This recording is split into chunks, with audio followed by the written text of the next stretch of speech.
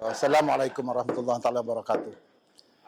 Salah satu faktor yang kita lihat pada hari ini setelah kita melalui sesi perbincangan, sebenarnya sebelum Ampang ini dibubarkan, pihak AJK semua boleh katakan kami ada brainstorming session kami. Perbincangan yang mendalam berkaitan dengan politik, apa yang berlaku di peringkat nasional, apa berlaku di dalaman, apa berlaku di Ampang dan kemana arah kita punya hala tuju. Kami melihat satu perkara yang serius. Rentetan daripada perbincangan kami itu, kami melihat bahawa Tan Sri Muhyiddin selaku Presiden Parti Bersatu ni, kami melihat beliau ni seolah-olah pecacai kepada Azmin Ali yang dipapetkan untuk menggerakkan Bersatu ni mengikut acuan yang ditentukan oleh Azmin Ali. Ini menjadikan kami tidak selesa. Kami tidak selesa sebab bagaimana mungkin seorang presiden kepada satu parti yang besar, presiden kami dipapetkan begini.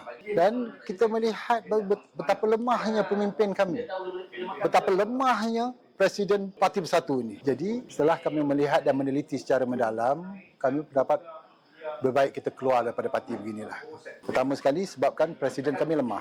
Kedua, kami melihat Setiausaha Agong mempergunakan kedudukan beliau bukan untuk memperkukuh dan menguatkan parti, tetapi beliau menggunakan parti ini sebagai satu platform untuk kepentingan beliau, untuk beliau pergi lebih jauh daripada jawatan yang ada. Kemungkinan beliau nak pergi Perdana Menteri. Sebab itu, bila kita perhalusi kenapa boleh bertindak mengenepikan orang yang dikatakan sebagai menyokong Hamzah Zainuddin, sehingga akhirnya tanpa satu sebab yang kuat lembaga disiplin mengambil keputusan untuk memecat Hamzah Zainuddin. Sebabnya dengan jawatan selaku timbalan Presiden Bersatu, ini menjadi satu halangan yang besar kepada Azmin Ali untuk memegang Bersatu sebagai satu platform kepada beliau untuk pergi lebih jauh. Jadi beliau terpaksa bunuh karakter Hamzah Zainuddin dan karakter ini dibunuh dengan persetujuan pecacai beliau, iaitu Presiden Bersatu sendiri, itu Tan Sri Muhyiddin Yassin.